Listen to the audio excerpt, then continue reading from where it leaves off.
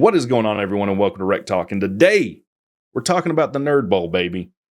Probably the most interesting non-playoff game you're going to see. Obviously, two juggernaut academic institutions that just are very, very similar. Both have head coaches that played at the schools. Clark Lee with Vanderbilt, Brent Key with Georgia Tech. And even Brent Key grew up not far from where this game is played in Birmingham.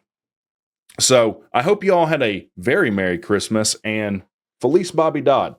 They don't pay me to advertise for them, but if you want one of these, you can get them at section 103. That's where I get most of my Georgia Tech apparel. But it's going to be an exciting game. Two teams that have both probably played above their grade for a lot of the season, particularly with Vanderbilt getting their first big I think it's their first in program history, like top 10 victory, right? They beat Alabama in Nashville, absolutely shocked the world. Even started the season beating Virginia Tech, who everyone thought was going to be this, dark horse to win the ACC based on what? I don't know, that they have a lot of returning starters that went 6-6 or whatever last year. I never got it. But then you got the embarrassing loss of your Vanderbilt to Georgia State, who only has 2 wins, one of them being against Vanderbilt.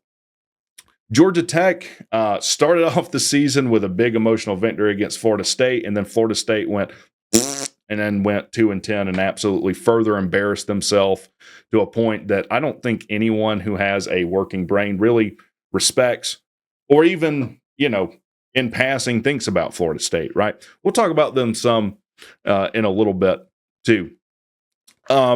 Notable losses. So this is another reason this game is so interesting is neither one of these teams have a ton of opt-outs. In fact, I don't know that either one of them have an opt-out. Leave a comment below if you know better than I do. I know we have injuries and people that have hit the portal, but people that are just saying, hey, I'm opting out.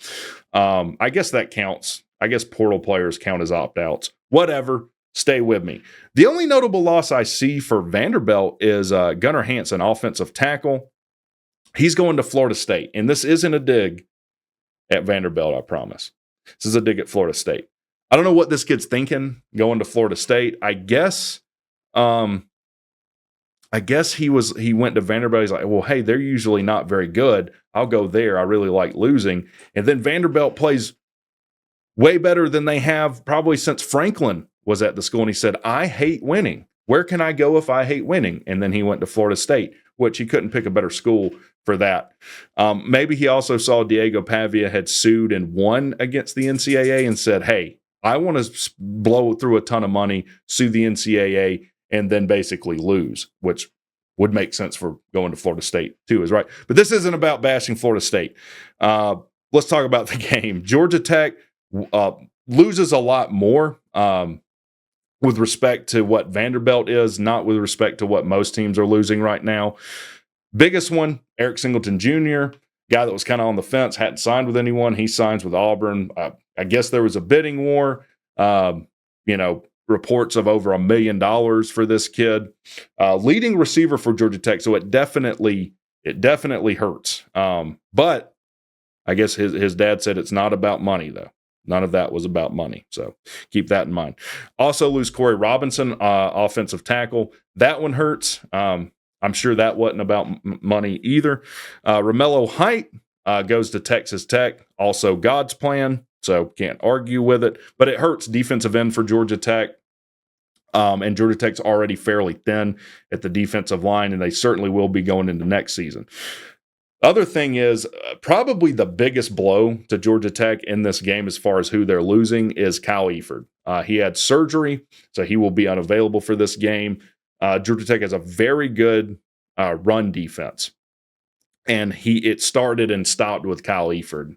He's a guy that could fill the gap, stop a running back, drive him back, get him on the ground. He's going to be unavailable, so it's going to be a question of who is able to step up for the absence of Kyle Eford. Now, I think Georgia Tech does have a guy in Tajay Butler who's a true freshman that's played very, very well, very big, very physical. Georgia Tech winning or losing this game probably comes down to who's going to step up and fill that. I think Butler is a guy that can do it. Also, Tay Seymour also had offseason surgery. He will be unavailable for the game too, so we'll need a guy to step up in the defensive backfield. Let's talk about leaders for these teams. Now, this is a game, another reason to watch this game. Two phenoms at quarterback. Diego Pavia for Vanderbilt came over with a bunch of guys from, I think, New Mexico State that beat Auburn. They came over, went to Vanderbilt. It wasn't part of the reason Pavia sued the NCAA. It was for a JUCO school he went to before, but he's going to get 2 more years of eligibility. He'll be available for the game. 2,133 passing yards on the year, 17 touchdowns on 4 interceptions. Looks pretty good, 7.7 yards an attempt. And the guy can run. You got 2 quarterbacks that are wired similarly too, that like to run the ball. If you give them some green grass in front of them, they're going to take off and get it. 716 yards for Diego Pavia, 4.1 yards an attempt. Then you got Haynes King, 1,910 passing yards on the year, 11 touchdowns, 1 interception. Surprised me with 8.1 yards an attempt just because Georgia Tech likes to throw at or behind the line of scrimmage a lot.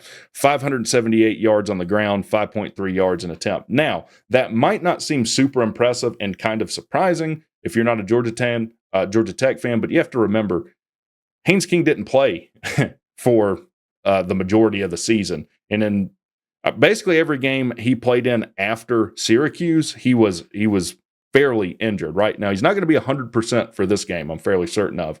Maybe you get him at 85%, though. That probably 85 or 90% is probably the best you can hope for. But he'll be playing a guy that's just a tough player. Both these quarterbacks are just tough, hard-nosed players that are winners. I mean, that's who they are. That's what they're wired as. It's going to be really, it's going to be a lot of fun to watch these guys duke it out. They've even made statements about each other. I think Diego Pavia said IFs with that guy, which I'm older, so I don't really respect someone who says that, but it is what it is. Leading rusher, aside from Pavia is Vanderbilt's leading rusher. Cedric Alexander, 554 yards, 6 touchdowns, 3.7 yards an attempt.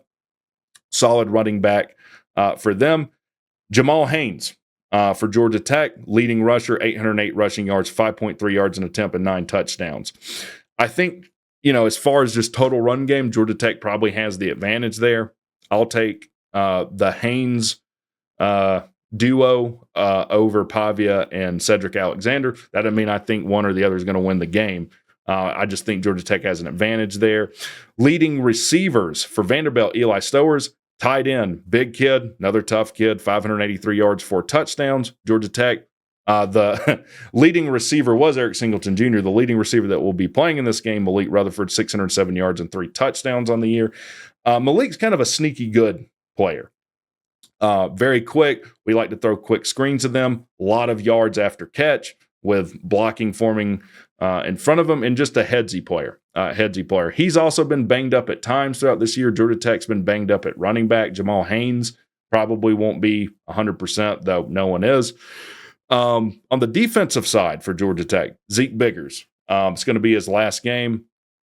It's going to be, I think, important for him to really step up, be a presence up front, especially with Vanderbilt.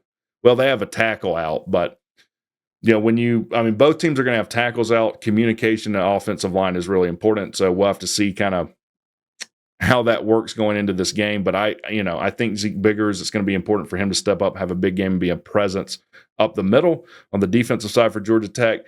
And then I already talked about Tajay Butler. Now, also, we're going to have someone step up for Romello Height. We do have a ton of seniors, Sylvain Yanjuan, Kevin Harris. I think there's another Robinson at end. So there are players that can step up for Georgia Tech, but they're going to be pretty thin after this year. So on the defensive side for Vanderbilt, this Fontenette kid is something else. He's only a sophomore, 41 solo tackles, 32 assists, 8 tackles for loss, 3.5 sacks, 1 interception on the year. Georgia Tech's going to have their hands full blocking this kid. Him being physical in the pass defense across the middle. It's going to be an interesting matchup, really, I wonder if he'll be on Malik Rutherford at all. Malik Rutherford, really an undersized guy. Anyways, be good to see. So I've got some stats up here. I always kind of hate when people just put stats up and read off all of them. So I'll just kind of go through some keys. Third down defense for Vandy is really suspect, 132nd in the country. Now, I couldn't pull these off the NCAA website. It was malfunctioning when I went before to record this to look at it. So some of these are not going to be the same. I guess they calculate them different. But when you're only getting off the field half the time on your third down conversions, not great. It's a little surprise to me that Vandy's 90th in rush offense with a quarterback that's as mobile as they are. But defensively, both teams do have really good run defenses. So it could come down to who is able to stop the run better in this game. 55th for Vandy, only giving up 145 yards a game. Much worse over the last three. So I have the last 3 games average on here. But the last 3 games for Vandy, probably tougher than what Georgia Tech played. Vandy's last 3 games were what? South Carolina, Tennessee, and LSU, right? So 3 pretty tough teams.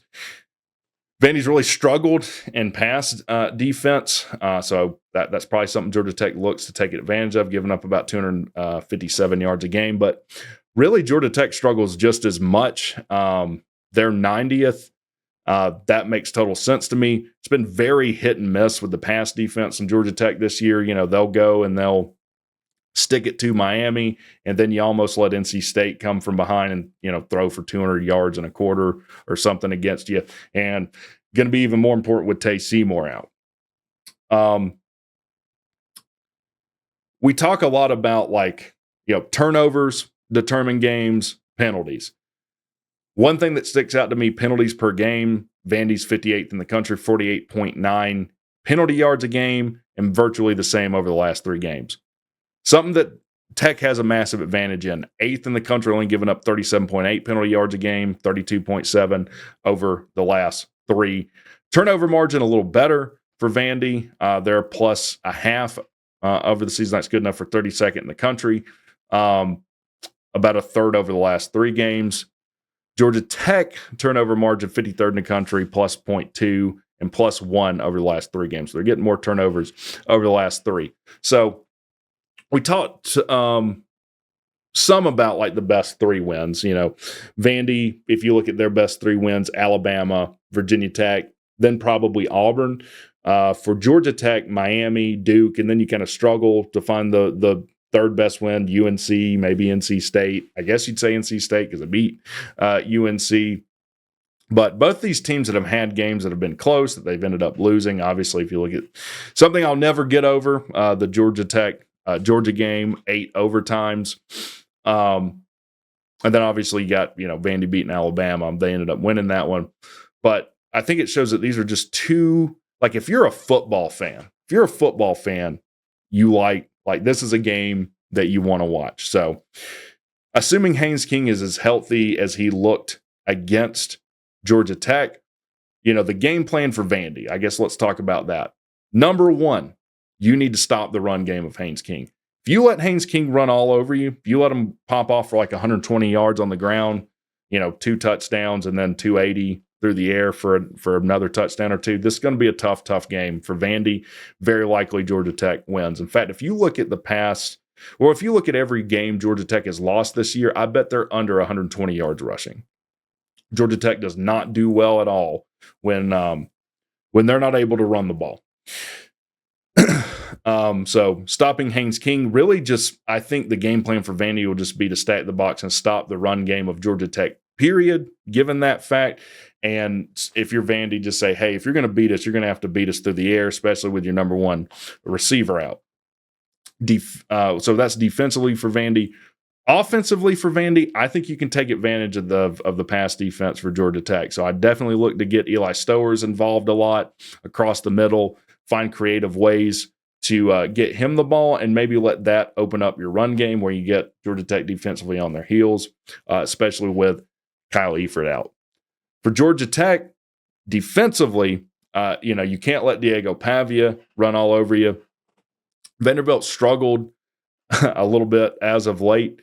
So I think when you're struggling, you'd really like to run the ball and kind of get some confidence where, you're not as likely to turn the ball over.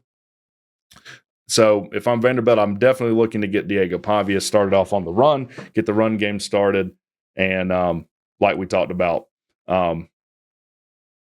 get Stowers involved to really open up that run. I think does that go through everything we need to go through? Probably. Let's get into predictions. So I often will go into like what's one stat that tells me who wins this game. I think Josh Pate has a name for it. Rushing yards for Georgia Tech. If Georgia Tech's over 150 rushing yards, I think there's a 95% chance Georgia Tech wins this game. With, the third down defense getting off the field rate, basically, conversion rate being kind of low. If Georgia Tech can run the ball, they can just control the clock, and they can probably walk away winning this game pretty easily if they're able to run the ball. So with that, let's get into prediction.